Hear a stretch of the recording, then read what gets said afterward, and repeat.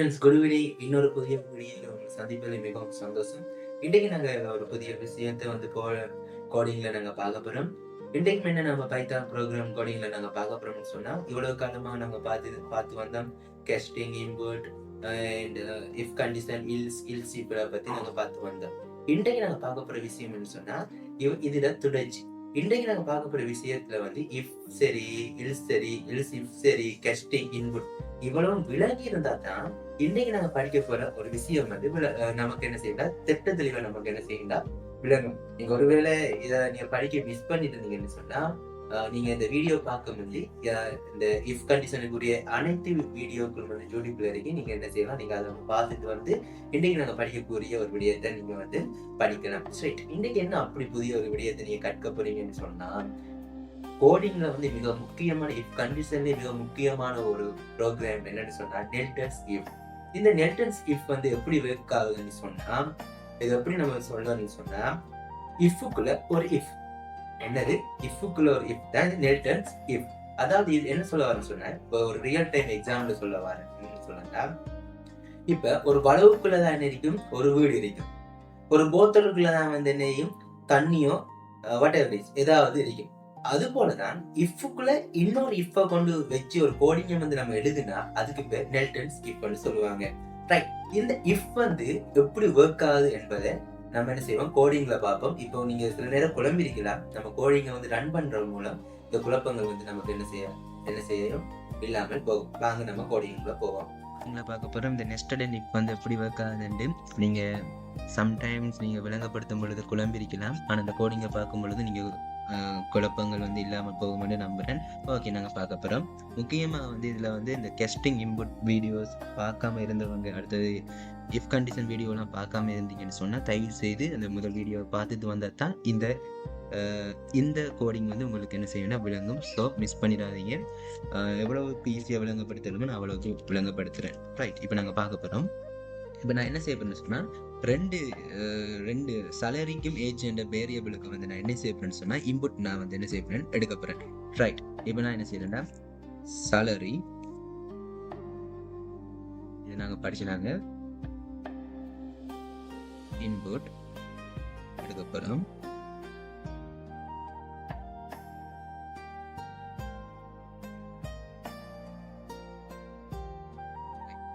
சலரிக்கு நம்ம இன்புட் எடுத்தாச்சு. இப்போ அடுத்தது ஏஜுக்கு எடுக்க போகிறோம். ஏஜுக்கு நான் அதையே இன்புட் தான் எடுக்க போகிறேன். ஸோ நான் என்ன செய்கிறேன், டைப் பண்ணி நேரத்தை வீணாக்காமல் நான் காப்பி பண்ணுறேன். ரைட், இப்போ நான் என்ன செய்ய போகிறேன், கண்டிஷன் எடுத்த போகிறேன். இஃப்க்குள்ள எனக்கு சலரி எனக்கு சலரி 20,000 அல்லது 20,000க்கு மேல இருக்கணும். அல்லது என் வயது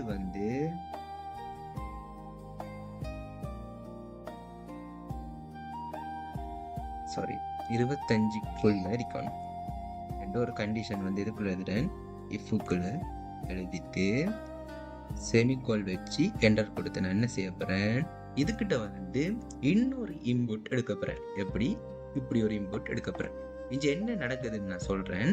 எல்லா கோடிங்கையும் நான் எழுதி போட்டு உங்களுக்கு விளங்கப்படுத்துறேன். இப்போ ஒரு இன்புட் எடுக்க போறேன். லோன் என்றதுக்கு ஒரு இன்புட் எடுக்க போறேன். அதுக்கு input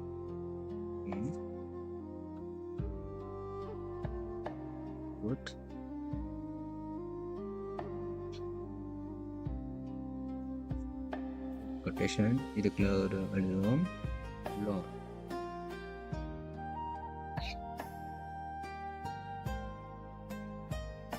bracket close, bracket open. Okay, இன்னொரு இன்புட் தாச்சு. இப்போ நான் என்ன சொன்னேன்,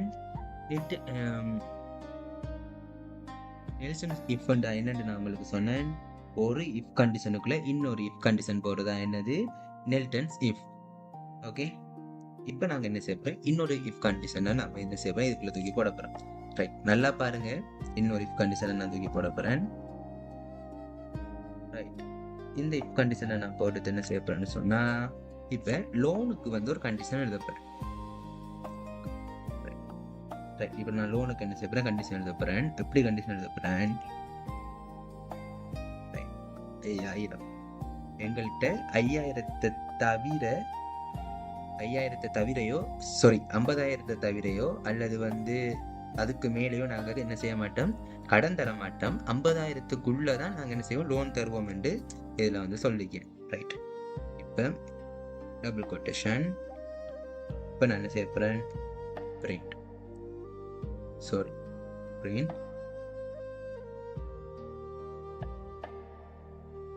இப்போ நான் இதான் போட போகிறேன். இப்போ என்ன செய்ய போகிறேன், நான் எங்கள்கிட்ட மேக்ஸிமம் எவ்வளவு நீங்கள் லோன் எடுக்கலாம், 50,000 அல்லது 50,000க்குள்ள தான் எங்களுக்கு என்ன செய்யலாம், லோன் எடுக்கலாம். அதுக்கு மேலே நீங்கள் லோன் எடுத்தீங்கன்னு சொன்னால் நீங்கள் என்ன செஞ்சிருவீங்க, ரிஜெக்டா ஆயிருவீங்க என்று சொல்றேன். இப்ப நாங்க என்ன செய்ய போறோம்டா, இப்ப நாங்க இஃப் அளித்தோம். இப்ப இந்த இஃப்க்கு நாங்க என்ன செய்ய போறோம்னு சொன்னா, இல்ஸ் எழுத போறோம். இந்த இஃப்க்கு இஃப் எல்ஸ் இல்ல, இல்ஸ் எழுத போறோம். ரைட். இப்ப பாருங்க, நீங்க இங்கிருந்து என்ற தட்டினா கொஞ்சம் ரைட் இப்படி எடுத்தீங்கன்னு சொன்னா இல்ஸ் எழுதலாம். எழுதிட்டு ரைட் இதுக்குள்ள நான் எழுத போறேன் பிரிண்ட். நீங்க என்ன செய்ய, நீங்க லோனுக்கு சரியானா லோன் இஸ் ஓகே. ரைட், இவர் ஓகே. இப்ப நான் என்ன செய்ய போறேன்னு சொன்னா, மெயினான இஃப் இருக்கேனே, இந்த அறிக்கிற மெயினான இஃப் நான் பெஸ்ட் மெயினுக்கு இஃப் போட்டோம். இவருக்கு இப்ப ஒரு இல்ஸ் எழுத போறேன். அப்படி இல்ஸ்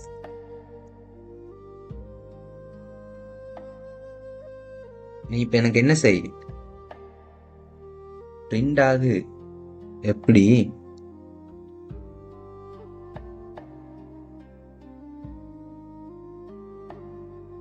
நாட் எலிஜிபிள், நீங்க லோனுக்கு சரியான ஆள் இல்லை என்று பிரிண்ட் ஆகுன்னு சொல்றேன்.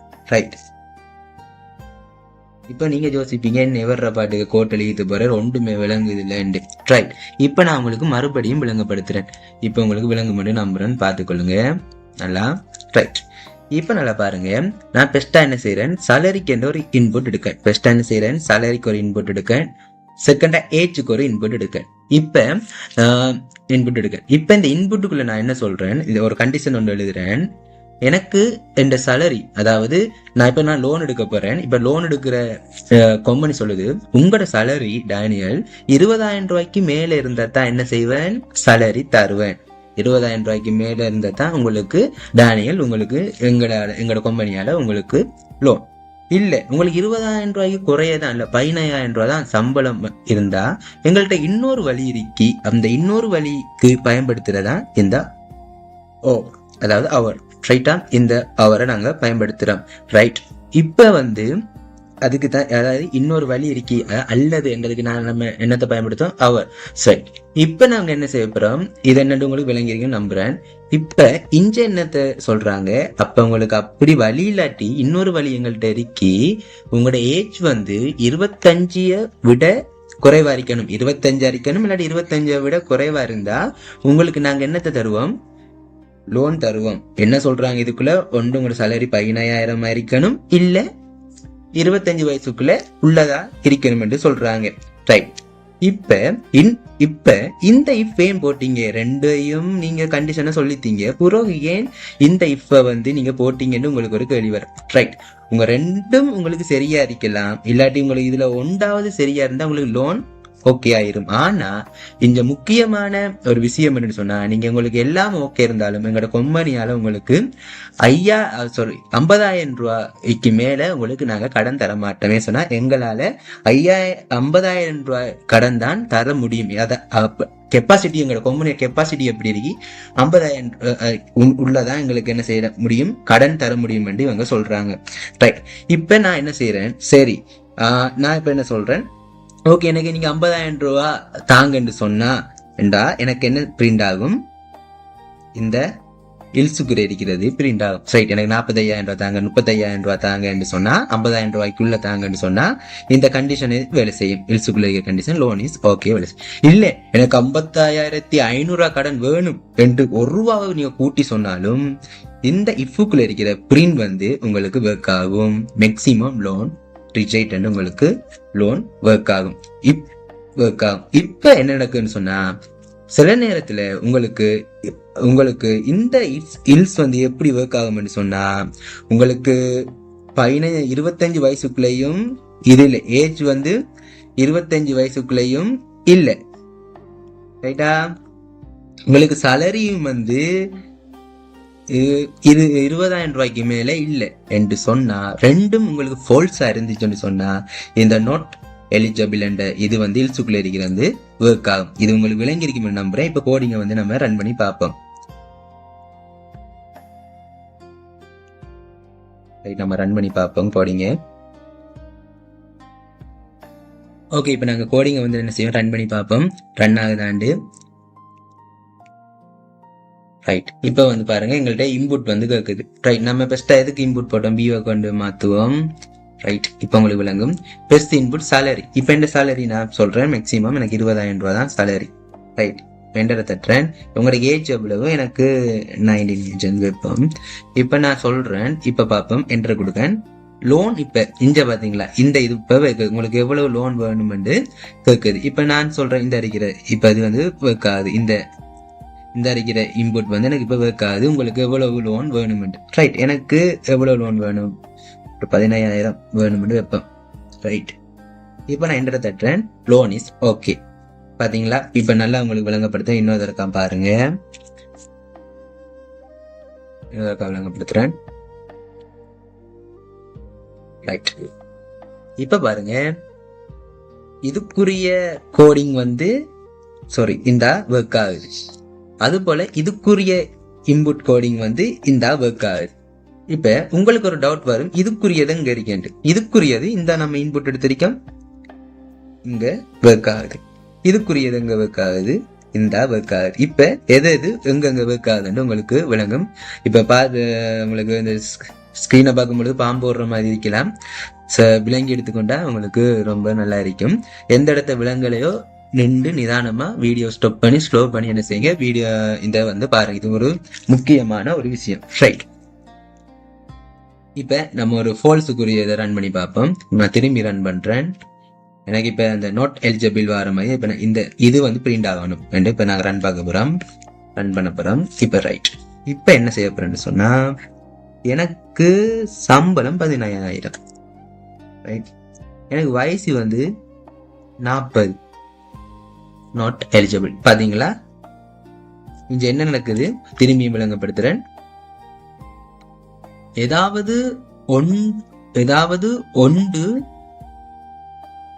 ஒன்று வந்து த்ரூவா இருந்தா எனக்கு என்ன செய்யணும், லோன் தர சொல்லிதான் இந்த கண்டிஷன். ஏதாவது ஒன்றுக்கு நம்ம பயன்படுத்துற இந்த அவர். ரைட், இந்த அவரை நாங்க பயன்படுத்திருக்கோம். இந்த பயன்படுத்தி நாங்க என்ன செஞ்சிருக்கோம், ஏதாவது ஒன்று சரியா இருந்தா, எனக்கு இப்ப சோடா இல்லாட்டி நான் என்ன குடிப்பேன், தண்ணியை குடிப்பேன். அது போலதான் இங்க எனக்கு 20,000 ரூபாய் சேலரி இல்லாட்டி இந்த வயசு எதுக்குள்ள இருக்கணும், 18 25க்குள்ள இருந்துச்சுன்னா எனக்கு லோன் நீங்க தரலாம். இதான் அவங்களோட கம்பெனியோட ரூல்ஸ். ஆனா இங்க நான் கொடுத்திருக்கேன் பாருங்க, என் சம்பளம் 20,000 ரூபாய்க்கு மேல இருக்கணும், ஆனா 15,000 ரூபாய். அப்ப இது புல, நமக்கு விளங்குது என்னது, இது புல.